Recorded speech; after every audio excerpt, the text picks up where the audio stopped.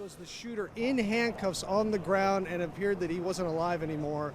He thinks that the guy who pepper sprayed him may have been a student here who was also working on security at the front of the building as well. They brought those students out, and actually for quite a while they were out here on the street being frisked themselves and interviewed to make sure that they were not a suspect as well. But these kids say a frightening thing. One of them said he never imagined when he woke up this morning that he would be coming to college, a very safe college campus, and be dealing with this by the afternoon. Let me compare some of the information that I have from a law enforcement source compared to what you have. I'm being told that the shooter was very agitated. The shooter is alive right now, and that the shooter was pepper sprayed, and that was why he was in a condition that you said. But you're telling me that your witnesses said that the shooter did not appear to still be alive, but was handcuffed. They said there was somebody on the ground who appeared to be dead who was handcuffed. So we're getting some different information out here.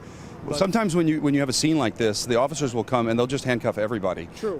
Just because they don't know who the shooters are and who the victims are. So it's likely that also could be one of the shooting victims that was shot in the eye by the suspect. And again, certainly too early to know what a motive is. I will say this, one of the other students we talked to earlier who peeked out the room and saw bodies on the floor, and she saw what she believed to be the shooter, and she told me she recognized him as a student here at the school. And that disturbed her greatly, obviously. Yeah. That's what she said. And so the students were inside, and they've all been brought out of the building now, and you saw some of them being escorted off campus and being brought to safety? Escorted off campus, they were searched, they were brought over into this bank parking lot here, but the officers just came by a few moments ago and started picking and choosing some of these students. They said they wanted to bring them to the gymnasium. I guess they want to interview them further on what they saw and heard today. So we don't know if the person who pepper sprayed the suspect at this point was a security guard, which would be a Seattle police officer, or if it was another student here or somebody on the campus at this point. But we do know that the person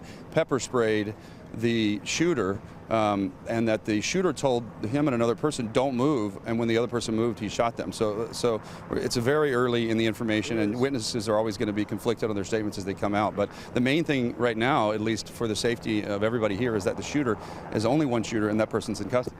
Yeah, and that's the good news here. But as you can see, it's still a frantic scene here around this campus, and they're still going around the campus as well. The Seattle police looking for any information or any evidence they can find.